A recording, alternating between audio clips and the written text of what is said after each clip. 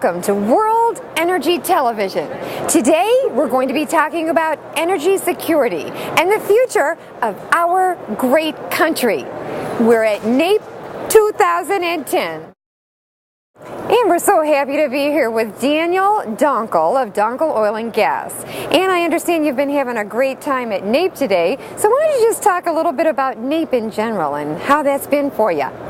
It's been splendid. I mean, the crowd has been wonderful. The people, they couldn't be nicer. Something about these American oil and gas workers, they care about one another. They treat people with respect.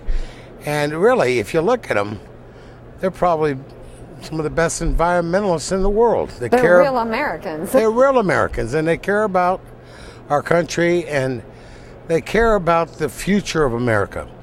We all know that the energy policies and debate in Washington today has stirred a lot of people up lately. And I've always said you got to learn from Tarzan. You cannot let go of the oil energy vine until you have your hand on the alternative energy vine, lest you fall to the floor of the jungle and die a painful death. Then you have to have your facts and your resources and everything in order. You can't be thinking about projections that aren't really there. You know, in the oil business, a lot of people do that kind of risk, but they base it on other facts that are really there. And that's what they're swinging from as well. So I think people have forgotten that as well. They have their minds on sometimes renewables that are just a little bit too out there. Yeah, and it's a thing we've learned throughout history. History is a great teacher when you listen to her. She's a sweetheart. She can save you a lot of pain. But we have to go back and look at the time in 1973 when the Middle East was angry with us in support for Israel. And of course, they shut off the oil of the United States in 1973. I survived the gas lines of the 70s. Well, you don't look like it. You look much younger. Well, my dad, I was in his car. Okay. But back in those days, in 1973, when OPEC shut off the supply of oil, it hurt our nation enormously, economically, psychologically, and financially. Not to mention how many mothers sat in their cars waiting for hours with their babies on a hot, smoldering day in Louisiana or down in South Florida. It was bad for the country. Bad for the country, bad for the people. So we have to learn from our mistakes. We cannot be dependent on foreign oil. 92%, and I believe Richard Loomis would probably correct me on this, 92% of our oil used for transportation is imported into America. I believe that number is close to being accurate. And we are now currently importing 69% of our oil for 92% of our transportation. If OPEC decides to, for whatever reason, to shut us off, say they don't like our policy with Israel, say something happens with Iran, say something happens with any of the Middle Eastern countries, it's possible and probable. So why don't we have legislators, or better yet, voters that demand legislatures to make sure we don't repeat the mistakes that led us to 1973. Well, speaking of the government and the legislators and what people need to know, how about those Alaska governing bodies that have changed the rules? Well, I'll tell you, it's like finding a piece of glass laying on the ground, and it's an uncut 16-karat diamond. Most of the people at Nape have no clue, and it's not their fault. Of the treasure. They just are not aware of what Governor Palin did, and when you passed our legislation for the incentives for the ACEs, they provided for up to 65% tax incentives to drill wells.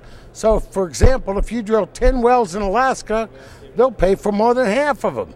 Now, most people don't get it, and now I'm so glad that the people in Nape are starting to pay attention that there's tremendous oil and gas potential in Alaska, and with these tax incentives, now's the time to drill.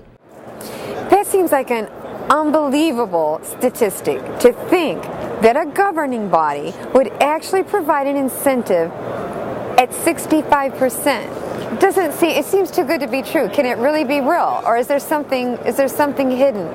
Well, that is a good observation. And if you go back and look, this has been done again. History repeats itself. 1981, America was drilling 4,900 wells a day. Look at the Baker Hughes rig count. Today, it's about 1,300.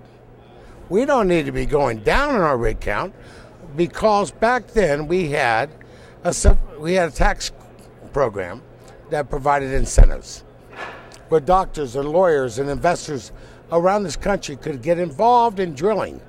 That has been wiped out because of the tax change. But what Alaska did is it recognized that the tax incentives to drill Alaska were needed, and she supplied them. Now, how's that worked out for you in your applications in Cook Inlet or Stinson? Well, it's changed everything. I mean, right now, the government of Alaska realized that the Trans-Alaska oil pipeline is going near empty. And it's got plenty of room for capacity. It used to produce 2,200,000 barrels a day. Now it's down to around 600,000 barrels a day. You add 1 million barrels of new production, it'd be better for our country and certainly better for Alaska. So have you been talking to some people that have been taking notice of these incentives and of the opportunity and all of the groundwork that's been laid and all the studies that have been done? It is almost like that diamond's about been shined for them. They have very little to do except get educated and take advantage of this opportunity. They are catching on, but at Nape there's so many attractive deals in Nape. It's hard to really pick out the pearl of great price. But they're catching on. It's a little slower, but that's one of the reasons why we're doing this interview. Well, it's so great to have such good success stories. I've actually had some people in this very chair that have been working with you and that are all over the map, but they're excited about Alaska. They're excited for two reasons. They're excited because so much of it's been laid out for them and it's such an easy thing to grasp, but they've also got that wild factor and that exploring factor. And it's like they get the best of both worlds, not to use a phrase from Hannah Montana, but that's what it reminded me of when I interviewed them. Well, it's really interesting you say it that way, because that's the way I feel about it. It's really exciting. Alaska is wonderful. There are so many great oil and gas skilled individuals available to go to work now. The people in Alaska are ready for more jobs. They're ready for more production. They're ready for more revenue. And the Alaska legislature will fix the problems of the past, where all these lawsuits and the sky is falling and all these problems that have plagued Alaska. They're coming around. But the first thing that you did such a great job on it was provide these incentives that give us what I would call it the beachhead effect, or the wedging device, to open up Alaska to more oil and gas men to find more oil. So not only are they drawn by the incentives of what's there and the potential for profit, and then all of the factoring and the exploring and the desire they have to do that, it's like this icing all over the cake when they come in and find out the government is so much on their side, so much so that they are doing above and beyond any other state or any other part of the world to encourage that kind of investment. Well, I wouldn't say they're moving in that direction. There's a need for a lot of improvement. They're partners. The bureaucracy needs to clean up. And the leadership, Governor Purnell, has to do something, or a new governor needs to come in to make it easier for oil men to drill. They need to use the word, yes, you can drill. Yes, here is the permit. Yes, we will work with you. Instead of no, no, no, no, no. And they are moving in that direction. They are moving in that direction, and it's people like the Palin administration, Parnell administration, that are starting to move in that direction. Alaska knows where the bread is buttered, and they know that there's jobs. America knows there's oil in Alaska. Might as well drill it, and use it for our benefit so we're not sitting without oil in case there is an oil embargo next year or the following year. And if those guys running for governor try to not address any of that, I just might have to go back up there. I mean, well, you're always welcome there. I'm in Wasilla, but I might have to move on over to Juneau. Do you know what I mean? I know what you mean. Well, we're so thankful to have Mr. Donkel here and such exciting news about Alaska. And we look forward to seeing Donkel Oil and Gas and all of these great projects. Do you want to address any of the specific projects before we leave today? Well, the one thing I want to address is the excitement of Point Thompson and Exxon's opportunity up there. We own Stinson Oil Field. It was drilled and discovered by ARCO in 1989. Of course, you remember that was the same year as the Valdez oil spill. And ARCO also had the discovery of Sunfish right around the corner. Also, ARCO had Covalum discovery just to the north, the Hammerhead, which Shell is drilling. Now you're just about as close as you can get there at that field to ANWR without getting arrested, right? Well, you know the Green Police, the Super Bowl. You're right there on the edge of being on the ANWR border. So what I'm getting at is it's a really good area. Well, it is. In fact, my geologist, Don Brizzolera, who drilled for ARCO, says there's a huge oil seep coming up out of ANWR, and it makes a huge lake out of oil, and God makes it, and it goes out in the Beaufort Sea. And Don says it's the most beautiful sheen of beautiful blues and yellows all across the water, but God is doing it. I love stories like that about Alaska, just like talking about one of my kids when I hear it like that. Well, again, Alaska is a beautiful place, and the people up there in the oil and gas industry are very conscious about safety and keeping the environment clean. Well, the section you were talking about, now those guys kind of walked away from it. And this has made a very good spot for guys like you. Yeah, timing is everything. Well, thank God for the Palin ACES bill that got passed that gave us 65% tax incentives to drill these.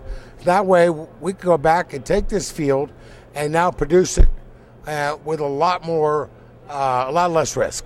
And so it's things like that, insightful government leaders that see that the oil men need some help with the risk. That if the government's willing to take a share of the risk, then the oil man is too. But if the government doesn't want to take the risk, the oil man's going to go somewhere else in the world that will show the risk. And Alaska shares the risk, and that's why Alaska is going to be the hottest place on the globe in the decade to come. Well, Mr. Donkel, it's been so great talking about all these things with you, especially Alaska. And I just have one last question. Where do we go from here? Well, I want to bring everybody, all the independents in the lower 48, and bring them to Alaska. You betcha. Drill, baby, drill. And I'll be there.